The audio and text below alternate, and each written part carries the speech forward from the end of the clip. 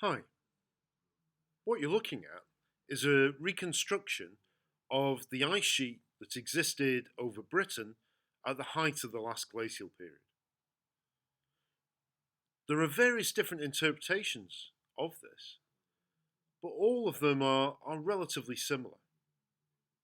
You can see, for example, that Scotland, Northern England, virtually all of Wales and Ireland are covered with an ice sheet. Just the very southernmost edge of Wales, the English Midlands and the south of England are ice free. But the question I want to try and address in this lesson is, how do we know? How is it possible to establish the dimensions of an ice sheet from the geological evidence that we can find? Now, for this lesson, you'll need the worksheet entitled Ice Sheet Dimensions to support your answer. Okay, let's go. So we have this reconstruction of our ice sheet. On this particular map, you can even see we have the direction of flow of ice indicated. Now, how do we know this? Clearly, there've got to be some features of glacial deposition or glacial erosion that will indicate how ice has moved and where the ice has been.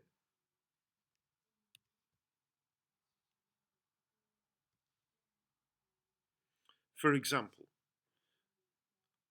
this is a rock found on the side of Cadair Idris in mid Wales that's clearly been polished and scraped by ice, or boulders frozen within the ice, I should say, passing over its surface. These glacial striations are very, very characteristic of glacial erosion in hard rock areas. But we don't always find glacial striations in glacial areas. For example, in the glaciated valleys of the Brecon Beacons, the rock there, the sandstone and mudstone, won't resist erosion well enough to preserve these striations in the rock. What we look for in areas like this would be the deposition of glacial sediment. This is glacial till, a very distinctive deposit. Extremely poorly sorted, very angular clasts, huge range of different sizes there, from clay grains in this particular exposure, this one is in Donegal, to a clast there over 2 metres long in the cliff behind the student. Notice as well there's no organisation to this, there's no structure within this outcrop. This is all the sediment that a glacier was carrying being dropped at the same time, at the same point when the ice melts.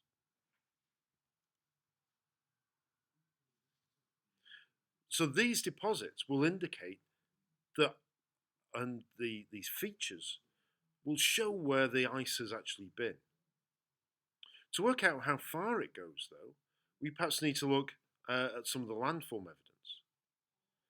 This ridge of this distinctive till deposit is called a moraine.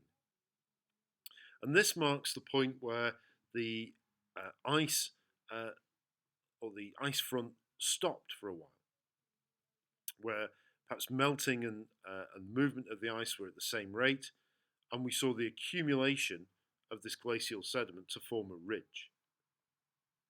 The furthest of these ridges from the source of the ice will mark the maximum extent of the ice. It's what we call the terminal moraine.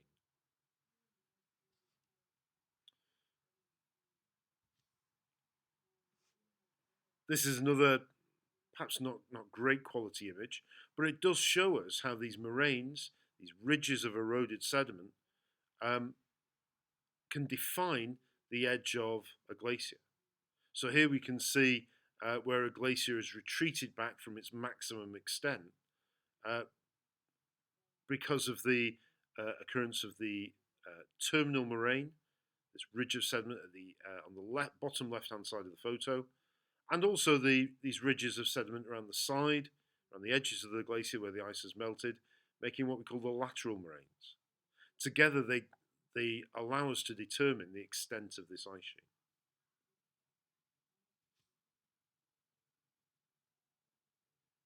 These moraines can also act as a dam, so we can actually find these proglacial lakes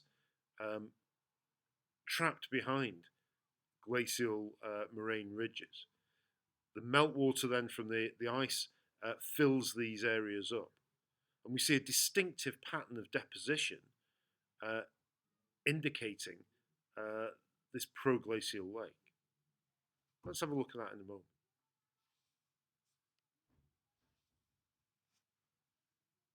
Let's have a look at an example of this. This is a map you'll find on your worksheet.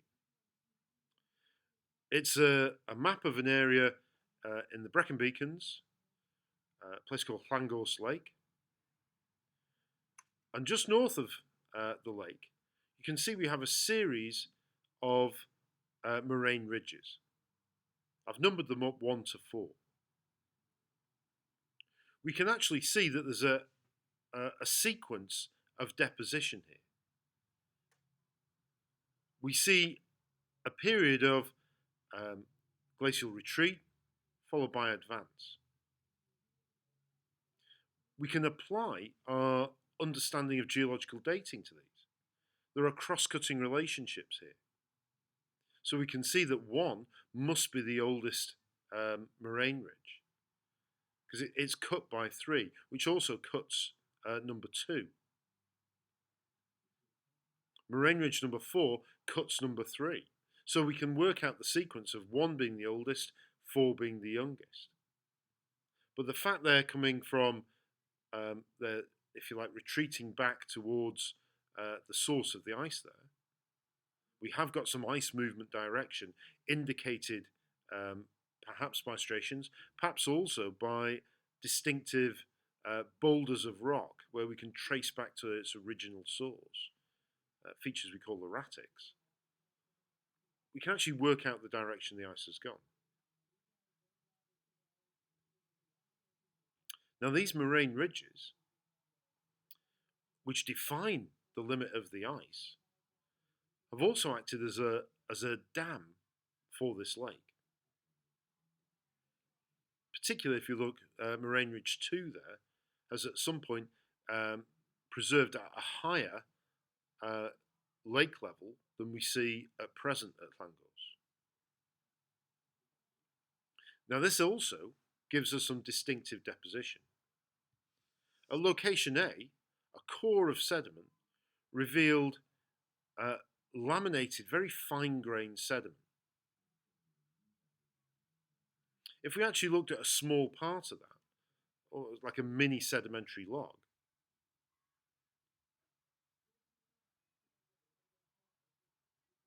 this particular one being from zone Y, what we see are very fine laminations showing grading, going from silt to clay, back to silt, back to clay again. Clearly a form of cyclic deposition. Now these features are called varves, and what they represent is an annual package of sediment in a glacial lake. Because in a glacial lake, we'll see the maximum input of water and with its sediment in the spring and summer, when the ice is melting. In the winter, there's much less ice melt from the glacier. Also, perhaps the lake itself may well be frozen over. So the energy level in the lake drops significantly. As a result, we get the deposition of grains as fine as clay. When the melting starts again, we'll get an increase in energy and with it a small increase in grain size. So each of these graded beds represents an annual package of deposition. It's almost like the rings on a tree in being able to actually date these sediments. We can see how long these sediments took to accumulate. It's quite a remarkable thing in geology to be able to do that. These particular laminations, though, reveal an interesting pattern. If we go back to the map, we can see that these earlier laminations are thicker on average than the subsequent ones. There's overall a general decrease in the thickness of the lamination, meaning less sediment is coming into this lake as time goes on. Perhaps this is reflecting of the fact that if we look at the map, the older moraine ridges are closer to where the lake is, which means also the ice is closer to where the lake is, so the energy levels of that flow will be higher. As we get further away, as the ice or the end of the ice is further up the valley, we see a decrease in the amount of sediment actually getting to the lake. So not only do we see evidence for the ice sheet dimensions from the moraine ridges, but we can also find it even within the lake sediments that get deposited. So, as we watch the sunset over Llangors Lake, and of course, conclusions there given in Welsh, we can use a lot of geological evidence, whether it's ice polishing from glacial erosion, whether it's distinctive sediments being deposited by melting ice, or distinctive types of rock from known sources to create glacial erratics, or even the deposition of distinctive sediments, these varves within proglacial lakes, can all help us determine the dimensions of ice sheets that no longer exist. If you have any questions, bring them along to class. I'll see you then.